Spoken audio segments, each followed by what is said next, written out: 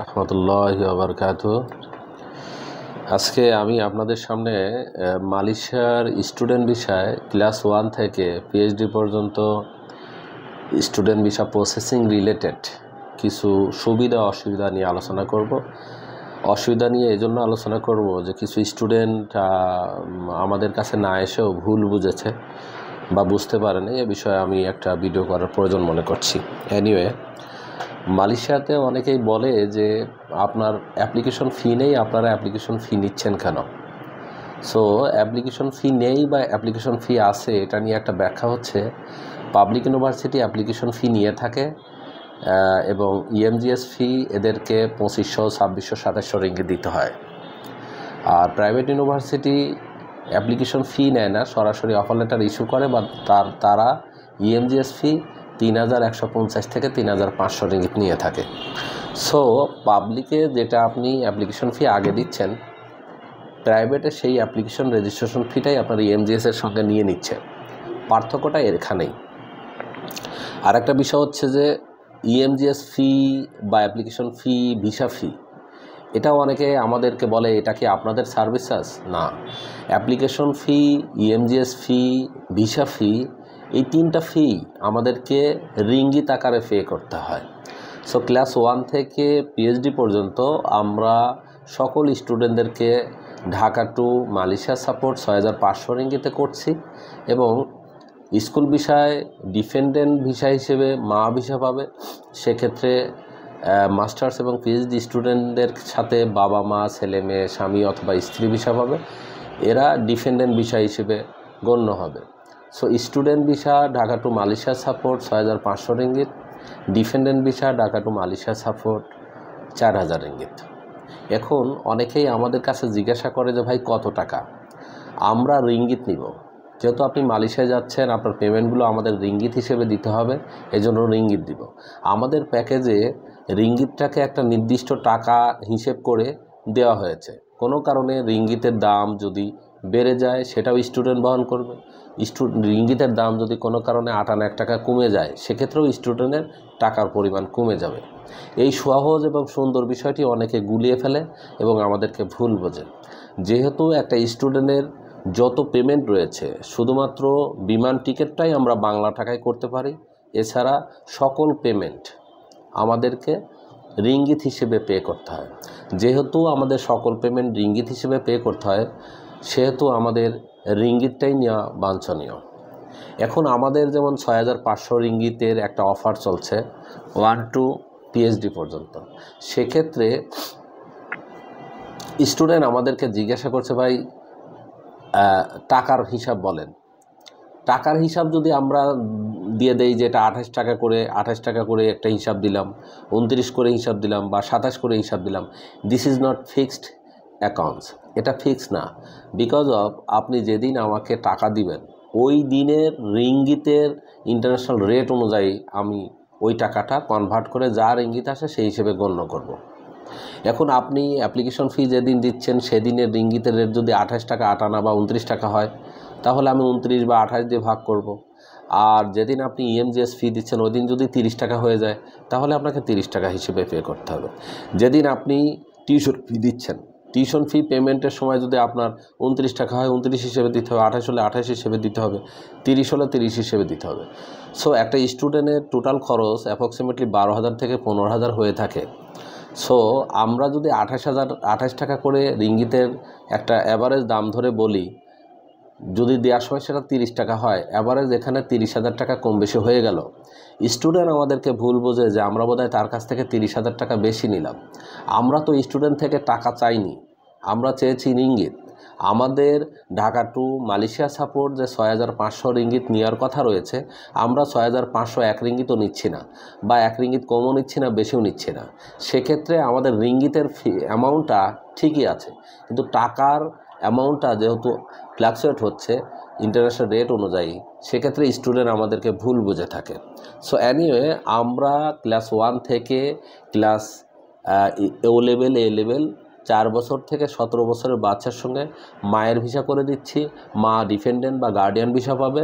মায়ের ভিসা আমরা Dhaka two Malaysia support 4000 রিঙ্গিতে করব, student Dhaka two Malaysia support 6500 রিঙ্গিতে করব। সেক্ষেত্রে টিউশন ফি সে মালয়েশিয়া গিয়ে দিতে পারবে। অনেক স্টুডেন্ট মালয়েশিয়া গিয়ে টিউশন ফি না দিয়েই স্কুল বা ইউনিভার্সিটিতে গিয়ে পাসপোর্ট সাবমিট করার চেষ্টা করে এবং আমাকে লেম এক্সকিউজ দেখায় যে আমি 4 দিন 5 দিন পরে দিব। এটা বাংলাদেশে এই আলোচনাটা করা সম্ভব, বিদেশে এটা কখনোই সম্ভব না যে আপনি পেমেন্ট পরে দিবেন, পাসপোর্ট আগে সাবমিশন করবেন। This is quietly impossible. ঠিক আছে? সো এই ধরনের কিছু প্রবলেমের সম্মুখীন আমরা হচ্ছি। এনিওয়ে, আরেকটা প্রবলেম হচ্ছে যে আমাদের যে প্যাকেজ করেছি, এই প্যাকেজে এয়ার টিকেটের একটা বাজেট করেছি। এয়ার টিকেটের বাজেট আমাদের 30,000 টাকা রয়েছে বাংলা টাকা। এখন টিকিট করার সময় যদি ওটার দাম 35,000 হয়, student have to pay another 5,000। এইটা স্টুডেন্ট মনে করে যে আমি বোধহয় তার উপরে জুলুম করছি। নো, বাংলাদেশে একটা টিকিট আজকে 30,000 টাকা, কালকে হবে 50,000 টাকা, পরশুদিন হবে 80,000 টাকা। সো আমাদের এত বেনিফিট না যে আমরা 10,000, 5,000 বা 2,000 টাকা একটা স্টুডেন্টের জন্য জরিমানা দিব। এই জন্য আমাদের প্রত্যেকটা অফারে আমি যে প্যাকেজ করেছি, এই প্যাকেজ কত রিঙ্গিতটাকে কত টাকা হিসেবে ধরে করেছি সেটাও লিখে দেওয়া আছে, এবং টিকিটটা কত টাকা করে ধরে আমি প্যাকেজ নির্ধারণ করেছি সেটা লিখে দেওয়া আছে। এখন আমার একটা প্যাকেজ যদি ডিপ্লোমাতে লেখা থাকে 2,82,000 টাকা, আমি এই 2,82,000 টাকার এগেইনস্টে এটাও লিখে দিয়েছি যে আমি এখানে রিঙ্গিত 27 টাকা করে ধরেছি এবং টিকিট 30,000 ধরেছি, ভিসার জন্য 5,000 ধরে আমি 2,82,000 টাকা করেছি। But student must be pay ringgit, say ringgit pay করবে। তো স্টুডেন্ট যেটা করছে যে 2,82,000 টাকা সেটা সে মাথায় ফিক্সড করে নিয়েছে, সেই জায়গাতে সে মুভ করতে চায় না। বাট আমি ফাইলটা নেওয়ার আগে স্টুডেন্টকে বোঝাচ্ছি যে আপনাকে কিন্তু রিঙ্গিত দিতে হবে, আপনাকে রিঙ্গিত দিতে হবে। যেমন আমাদের 6,500 রিঙ্গিত আমরা 27 টাকা করে ধরে হয় 1,75,500, আমরা 1,75,500 টাকাও বলছি, অবলিক 6,500 রিঙ্গিত বলছি। স্টুডেন্ট 1,75,000 এটা ঠিকই বোঝে, কিন্তু 6,500 রিঙ্গিত বোঝে না। এখন কোনো কারণে রিঙ্গিতের দাম যদি কমে যায়, সেক্ষেত্রে আমি কম নিব বলেছি, কোন রিঙ্গিতের দাম যদি বেড়ে যায় স্টুডেন্টকে বেশি দিতে হবে। এখন টিকিটের দাম 30,000 লিখেছি, এখন কোনো কারণে টিকিটের দাম যদি 27,000 হয়, স্টুডেন্টের আমি 3,000 টাকা কম নিব সেটাও বলছি। 3,000 টাকা বেড়ে গেলে স্টুডেন্টকেই দিতে হবে। কারণ বাংলাদেশ অনিশ্চয়তার একটা বাংলাদেশ, এখানে টিকিটের দাম কখন 50,000 হয়, কখন 80,000 হয়, এটা আমি নিজেও বলতে পারি না, স্টুডেন্ট বলতে পারে না।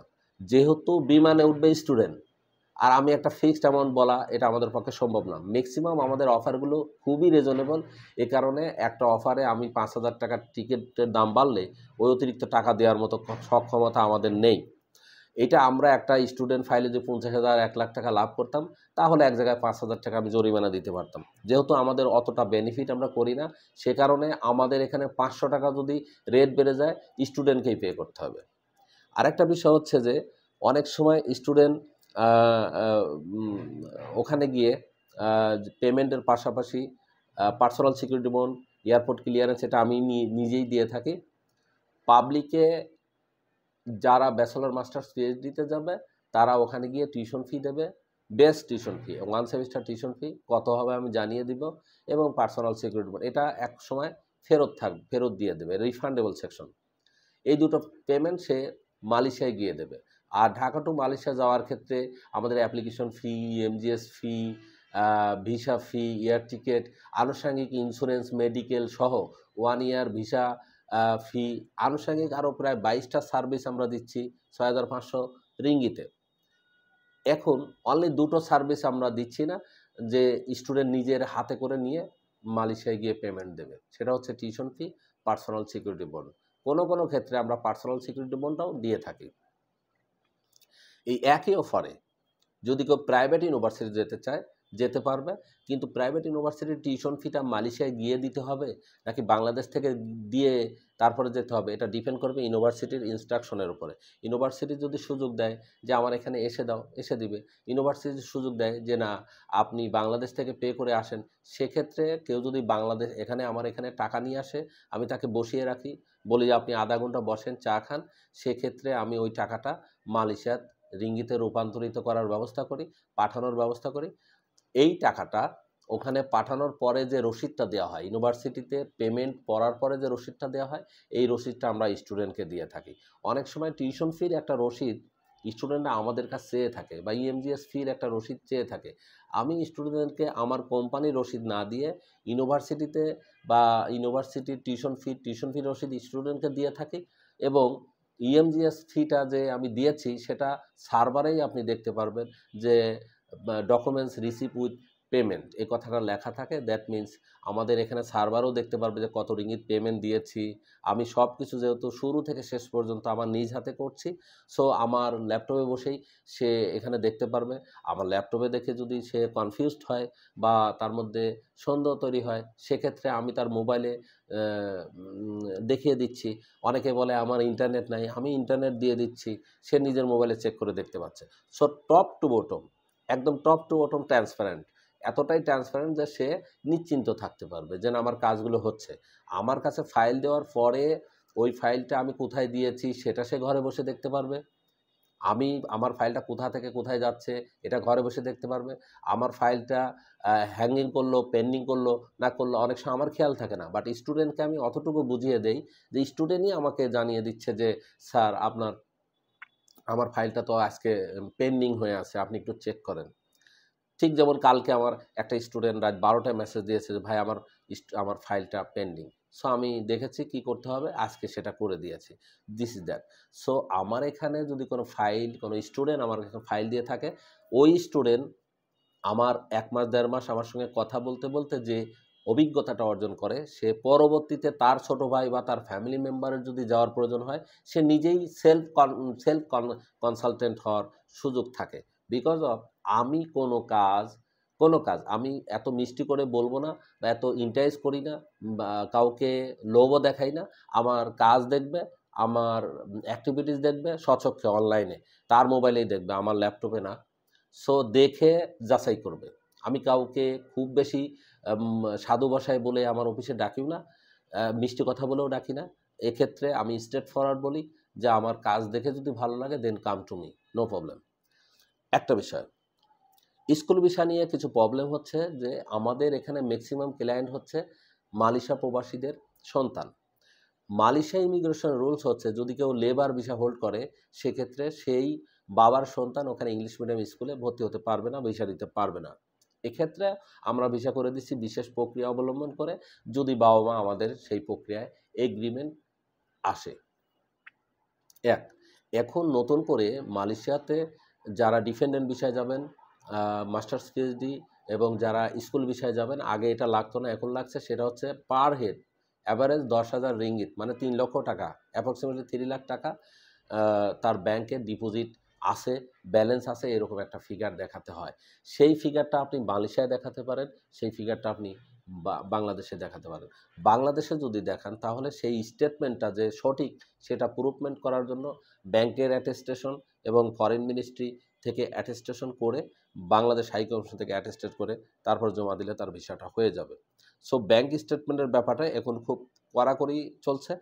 আর যাদের সন্তান যারা ওখানে লেবার ভিসা আছে, জেনারেল ভিসা আছে, তাদের জন্য ভিসা করার বিশেষ প্রক্রিয়া রয়েছে, আমরা তাদের করে দিব। সেক্ষেত্রে আমাদের কিছু গাইড ফলো করতে হবে। এটা গেল স্কুল ভিসার ব্যাপারে। অনেকে আমাদের এখান থেকে এখন সেপ্টেম্বর অক্টোবর মাস, অক্টোবরের 2nd 3rd ডে, এক্ষেত্রে স্টুডেন্টরা অনেক সময় ভিসা পেতে পেতে, আমার স্টুডেন্ট যদি 11 তারিখের পরে ভিসা পায়, সেই স্টুডেন্টকে যেতে হবে জানুয়ারি ফেব্রুয়ারিতে। ইনটেক ক্লোজিং, ইনটেক ওপেনিং, এই জিনিসটা আমাদের বাংলাদেশি স্টুডেন্টরা বুঝতে চায় না। তারা মনে করে যে আমার ভিসা হয়েছে যেতে দিচ্ছে না, আমার ভিসা হয়েছে কেন সে যেতে দেবে না, ইত্যাদি ইত্যাদি। পয়েন্ট হচ্ছে যে একটা ইনটেক শুরু হয় এবং ক্লোজিং হয়। আপনি যদি রেজিস্ট্রেশন ডেট মিস করেন, আপনি যদি এনরোলমেন্ট ডেট মিস করেন, তাহলে অবশ্যই আপনাকে পরবর্তী রেজিস্ট্রেশন ডেটে অপেক্ষায় থাকতে হবে।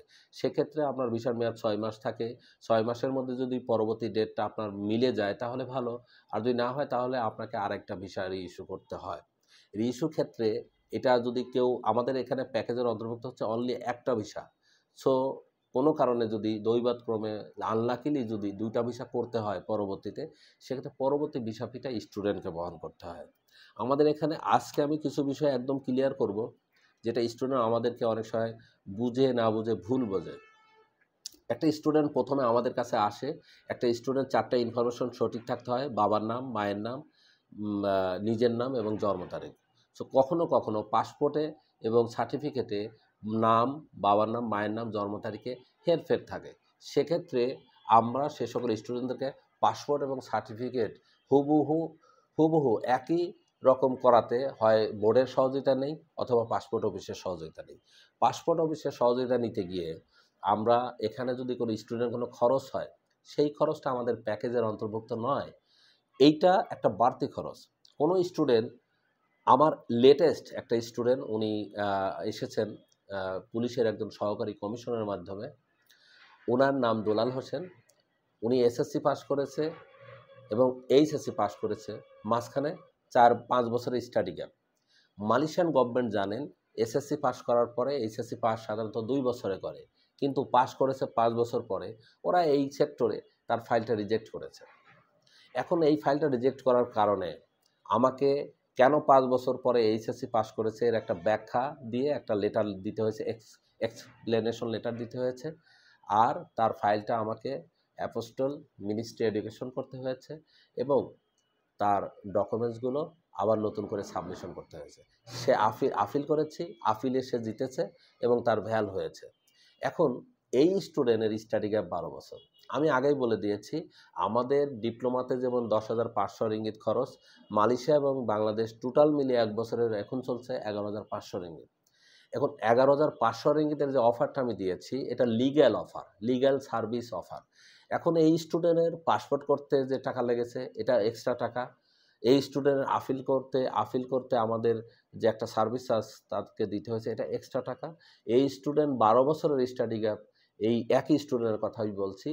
স্টুডেন্ট 12 বছরের স্টাডি গ্যাপ, এইচএসসি পাস করেছে 13-14-তে, এসএসসি পাস করেছে সে আরও 5 বছর আগে।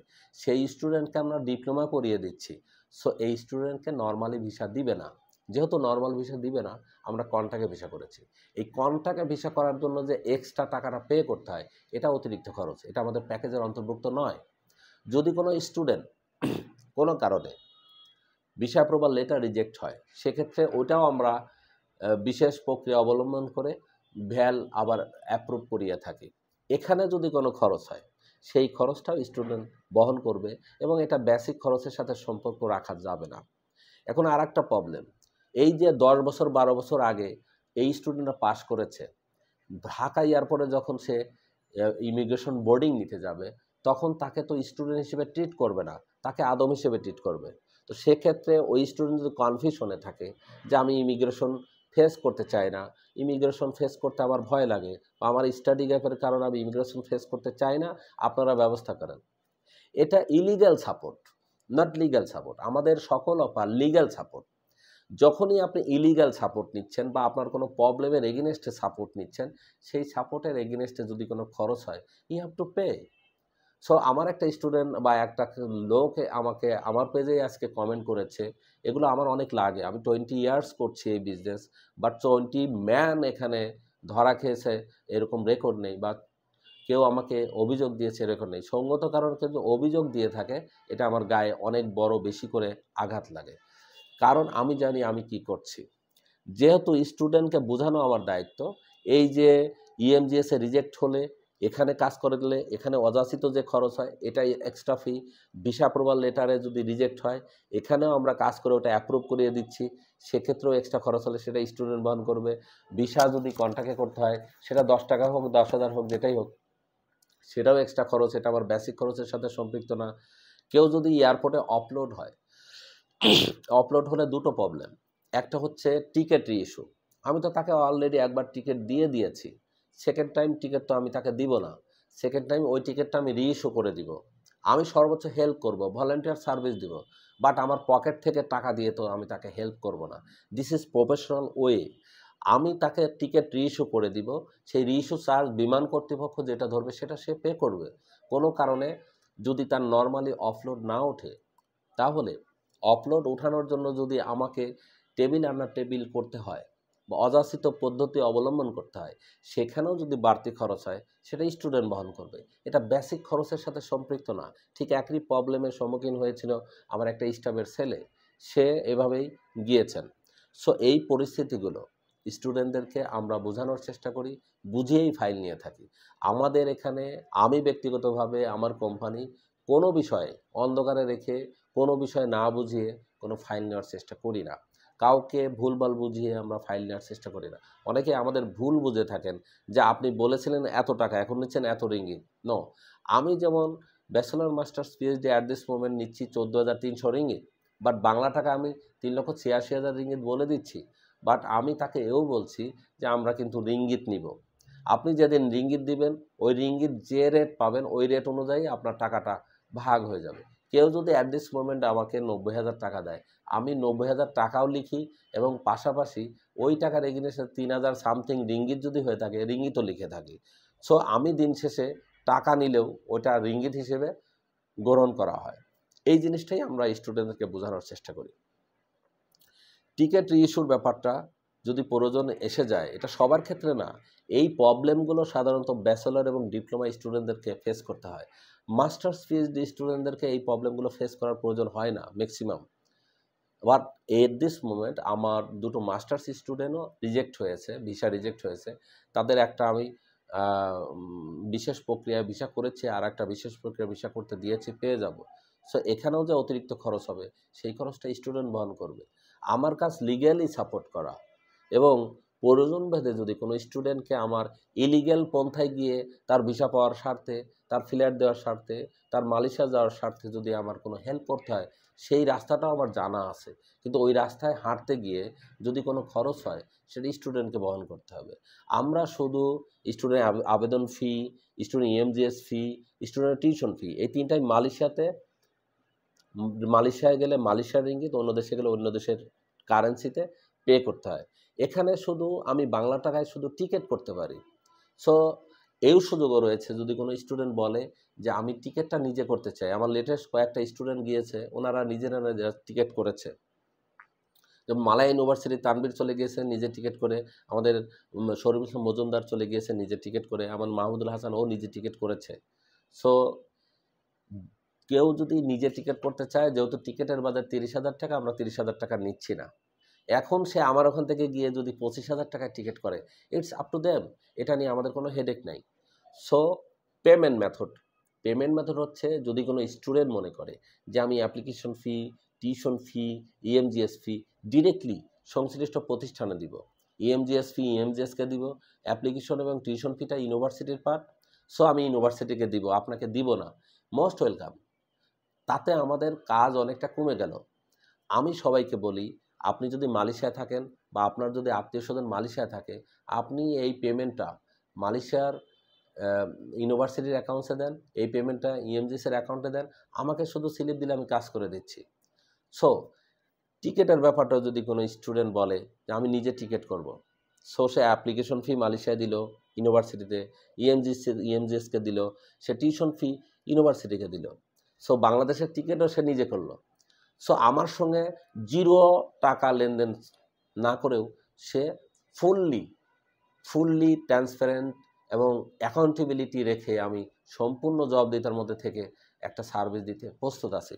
এখন যদি কোনো স্টুডেন্ট বলে পেমেন্ট আমি দিতে পারছি না, আপনি দেন, সেক্ষেত্রেও আমি আগ বাড়িয়ে বলে থাকি, আপনি এখানে বসে থাকেন, আপনার পেমেন্টটা আমি মালয়েশিয়ায় দিচ্ছি, আপনার সামনেই ব্যাংকিং করব এবং আপনার সামনে আমার ব্যাংকিং স্লিপও দিয়ে দেই। মালয়েশিয়াতে যে পেমেন্টটা হলো, সেই পেমেন্টের স্লিপটাও আমি তার সামনেই দিয়ে থাকি। সেক্ষেত্রে তাকে বলি, আপনি আধা ঘন্টা 1 ঘন্টা আমার এখানে বসে থাকেন। দ্যাট মিনস লেনদেনের ক্ষেত্রে, ট্রানজ্যাকশনের ক্ষেত্রে আমি নিজের থেকেই আমার নিজের জবাবদিহিতা করার, কথা বলে জবাবদিহিতা করার ক্যাপাবিলিটি, বোঝানোর ক্যাপাবিলিটি এতটাই দুর্বল যে আমি সেটা না করে আমি সরাসরি তাকে আমি দেখিয়ে দেই যে আমি আপনার পেমেন্টটা নিয়েছি, আপনার পেমেন্টটা আমি কলেজকে দিয়েছি এবং কলেজ আমাকে রিসিপ্ট কপি দিয়েছে, এটা আমার পেমেন্টের রসিদ, এটা কলেজের পেমেন্টের রসিদ, আমি তাকে বুঝিয়ে দিচ্ছি। সো পেমেন্ট ইস্যুতে কোনো স্টুডেন্ট আমাদের সঙ্গে 1 টাকা লেনদেন না করেও বিশ্বের যে কোনো দেশে কাজ করতে পারে, আমরা কাজ করে দিতে পারি। অনেকেই জিজ্ঞাসা করছে তাহলে আপনার বেনিফিট কী? তো ইউনিভার্সিটি আমাকে নিয়োগ দিয়েছে আপনাদের সেবা দেওয়ার জন্য। সো আপনারা তখন আমাকে টাকা দিচ্ছেন যখন আপনি জানেন না যে কিভাবে মালয়েশিয়াতে অ্যাপ্লিকেশন ফি দিতে হয়, যখন আপনি জানেন না কিভাবে ইএমজিএস ফি দিতে হয়, তখনই আপনি আমার হেল্প নিচ্ছেন। তা আমি আপনার হেল্প করেও এরপরে আমি আপনার পেমেন্টটা কোথা থেকে কোথায় কিভাবে দিচ্ছি সমস্ত রসিদগুলো আপনাকে দেখিয়ে দিচ্ছি, এবং ওই পেমেন্টটা যে রিসিভ করা হয়েছে সেটাও ইএমজিএস আপনার জানিয়ে দিচ্ছে যে আমি পেমেন্ট রিসিভ করেছি। আমার মেইলে তথ্য আসছে, আমার ইএমজিএস এর সার্ভার থেকে আমি ইনফরমেশন দিচ্ছি। এখন একটা স্টুডেন্ট আমাকে কালকে বলল যে আমার বাড়ি হচ্ছে কক্সবাজার, তার অলরেডি ভিসা সাবমিশন করেছি, এভরিথিং ওকে, এভরিথিং ওকে, মাস্টার্সের স্টুডেন্ট, বাট তার বিহেভটা awkward, very very awkward behave. তো এটাও আমি শেয়ার করছি এজন্যই যে স্টুডেন্ট আমাকে বলছে যে আমার বাড়ি কক্সবাজার, আমার ভিসা সাবমিশন স্লিপে পেমেন্ট রসিদে কেন কুমিল্লার অ্যাড্রেস আসলো। আমি তাকে ব্যাখ্যা দিয়েছি, আমি আপনাদের স্বার্থে এখানেও ব্যাখ্যা দিচ্ছি যে আমি একটা মেইলে যখন ই ভিসা অ্যাপ্লিকেশন করি, একটা মেইলে 5টা ভিসা সাবমিশন করা যায়। প্রথম অ্যাপ্লিকেন্ট যিনি, ওনার পাসপোর্টের ইনফরমেশন, পাসপোর্টের স্থায়ী ঠিকানাটা আমি ওই প্রথমেই লিখে থাকি। পরবর্তী যে 4টায় আমি আবেদন করি সেখানে শুধু পাসপোর্টের নাম্বার এবং রেফারেন্স নাম্বার দিলে অটোমেটিকলি সব ইনফরমেশন চলে আসছে। সো ওখানে আর অ্যাড্রেস লেখার সুযোগ থাকে না, লিখেও না। তার মানে প্রথম আবেদনকারী যদি হয় রাজবাড়ী জেলার, পরের 4 জনের আবেদনকারী যদি একজন কক্সবাজার হয়, একজন চিটাগাং হয়, একজন নোয়াখালী হয়, বা একজন কুমিল্লা হয়, এই 4 জনের 4টা ডিস্ট্রিক্ট হলেও তাদের রসিদে ওই রাজবাড়ীর অ্যাড্রেসটা আসবে। সো উনি আমাকে বলছে আপনি আমাকে ফেক রসিদ দিয়েছেন, আপনার এই সেই অনেক কথা, অনেক অযাচিত কথা বলেছে। আমি তাকে রসিদ দিয়ে বলেছি যে আপনি এটা চাইলে এমবেসিতে তদন্ত করে দেখতে পারেন।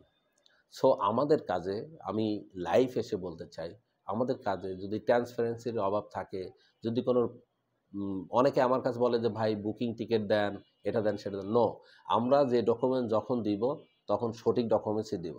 কোনো কারণে আপনার আবেগে, আপনার প্রবলেম বা আপনাকে খুশি করানোর জন্য কোনো ধরনের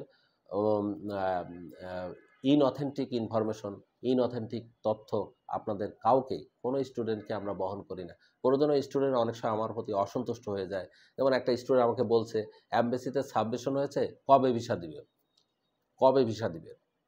এই প্রশ্নের জবাবটা আমি দিতে পারি না। কবে ভিসা দিবে এটা দিতে পারি না, কখন ভিসা দিবে এটা দিতে পারি না, কবে আমাকে এমবেসিতে ডাকবে এটাও বলতে পারি না।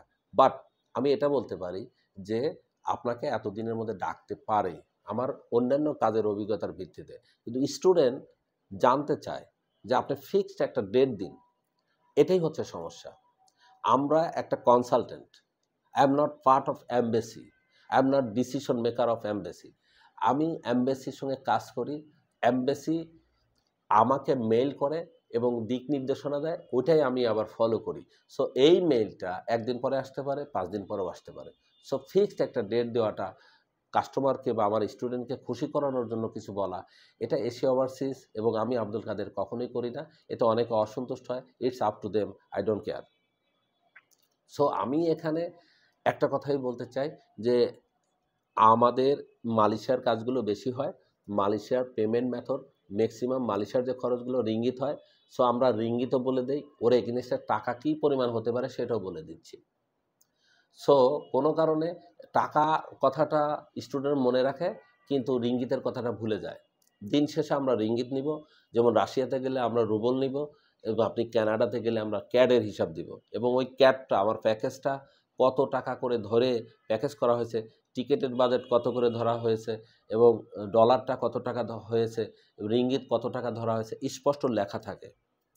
সো এখানে কাউকে আধারে রাখার কোনো কিছু নেই, কাউকে মানে ফাঁকি দেওয়ারও কিছু নেই। স্পষ্ট ট্রান্সপারেন্সি যদি না থাকে, আমি রিকোয়েস্ট করব আমাদের এখানে যদি কেউ ফাইল দেন, আগে থেকেই লেনদেন রিলেটেড সমস্ত ইনফরমেশন জেনে নেবেন, জেনে ফাইল জমা দিবেন। ফাইল জমা দেওয়ার পরে, অ্যাপ্লিকেশন হওয়ার পরে ইএমজিএস ফি দিয়েছেন, এরপরে আপনার ভিসা ফি 126 রিঙ্গিত। আপনি অ্যাপ্লিকেশন ফি দিলেন যেটা ভিসা ফির থেকে বেশি, ইএমজিএস ফি 2627 রিঙ্গিত দিলেন, সেখানে আপনার সমস্যা হলো না, সমস্যা হয়ে গেল 126 রিঙ্গিতের ভিসা ফি। আমি যে আমার ক্রেডিট কার্ড থেকে পেমেন্ট দিচ্ছি, সেই পেমেন্ট রসিদ দিচ্ছি, আমার ব্যাংকে যে টাকা কাটলো সেটার পেমেন্ট রসিদ দিচ্ছি, এবং এমবেসি যে তাৎক্ষণিক একটা রিসিপ্ট দিচ্ছে, ই ভিসা রিসিপ্ট দিচ্ছে, সেটা আমরা দিয়ে দিচ্ছি। স্টুডেন্ট আমাকে বলছে যে আমার ঠিকানা আমার পাসপোর্টে কেন আসলো না। তো এটার ব্যাখ্যা হচ্ছে এটাই যে আমরা 5টা অ্যাপ্লিকেশন একটা মেইলে করি। প্রথম যে স্টুডেন্টের জন্য ফাইল ওপেন করি, ওই স্টুডেন্টের অ্যাড্রেসটা পরবর্তী 4টা স্টুডেন্টের অ্যাড্রেসে অটোমেটিকলি চলে যায় তাদের রসিদে। এটা কোনো ইস্যু না। ইস্যু হচ্ছে তার পাসপোর্ট নাম্বার ঠিক আছে কিনা। সো ধন্যবাদ সবাইকে। আজকে সংক্ষেপে বলতে গেলে ক্লাস 1 থেকে পিএইচডি পর্যন্ত উইদাউট ডিপ্লোমা সকল ক্লাসের জন্য, class 1 to 9, O level, A level, foundation, bachelor, masters, PhD এবং masters PhD defendable visa, school বিষয়, বাচ্চার সঙ্গে বাচ্চার মায়ের ভিসা অ্যাজ এ ডিফেন্ডেন্ট স্টুডেন্টদের Dhaka two Malaysia support 6,500 ringgit. Bangla টাকায় যেটা আসবে ওটাই আপনাকে দিতে হবে। আর টিকিটের বাজার 30,000 টাকা। কোনো কারণে টিকিটের দাম 3,000 কমলে আপনি 3,000 কম দিবেন, অথবা আপনার কাছে যদি সোর্স থাকে আরও কমে টিকিট কাটার, আপনি 30,000 টাকা কম দিয়ে আপনি টিকিট নিজে করে নিতে পারেন, আমাদের কোনো সমস্যা নেই। এরপরে ডিফেন্ডেন্ট ভিসা এবং স্টুডেন্ট এই পেমেন্ট দিয়ে সে মালয়েশিয়া চলে যাবে। মালয়েশিয়া গিয়ে সে ওখানে গিয়ে অবশিষ্ট যে বকেয়া পেমেন্ট রয়েছে, দ্যাট মিনস টিউশন ফি, সেটা ওখানে গিয়ে নিজ হাতে পেমেন্ট করবে। ঠিক একইভাবে আমাদের রাশিয়াতে আমরা করছি ঢাকার আবেদন শুরু থেকে একদম ভিসা হওয়া পর্যন্ত যে প্রক্রিয়াগুলো রয়েছে আমরা অনলি 80,000 টাকায় করছি। এরপরে টিকিট সে নিজে করবে, আমার মাধ্যমেই করবে, আমি করে দিব। আমার এখানে আয়াটাতে যে রেট আসবে সেই রেটই দেবে। রাশিয়া চলে গেল, ওখানে টিউশন ফি সরাসরি ইউনিভার্সিটির অ্যাকাউন্টে দেবে। সো আমাদের সঙ্গে শুধুমাত্র আপ টু ভিসা 80,000 টাকা লেনদেন করবে। সো একই প্রক্রিয়ায় মালয়েশিয়াতেও ঢাকা টু মালয়েশিয়া সাপোর্ট, যত ধরনের legal support, not illegal support. Illegal support হতে পারে আপনার ডকুমেন্ট গরমিল আছে এটা ঠিক করে দেওয়া, এটা লিগ্যাল সাপোর্ট, বাট এটা আমাদের লিগ্যাল সাপোর্টের সাথে রিলেটেড না। এরপরে আপনি ইএমজিএসে রিজেক্ট হলে, ভিসা অ্যাপ্রুভাল লেটার রিজেক্ট হলে, এমবেসিতে রিজেক্ট হলে এবং এয়ারপোর্টে আপলোড হলে, এই 4টা প্রবলেম, 4-5টা প্রবলেমের সম্মুখীন হলে এগুলোরও সুন্দর সমাধান আমি দিতে পারবো, কিন্তু you have to pay extra. তা আমার একটা স্টুডেন্ট বলছে যে আপনি মানে ওই প্যাকেজের সঙ্গে এগুলো মিলিয়ে ফেলছে না। তো আমি তো এই 4টা প্রবলেমের সম্মুখীন তো একটা মাস্টার্সের স্টুডেন্ট হচ্ছে না। এই 4টা প্রবলেমের সম্মুখীন তো একটা রানিং স্টুডেন্ট হচ্ছে না।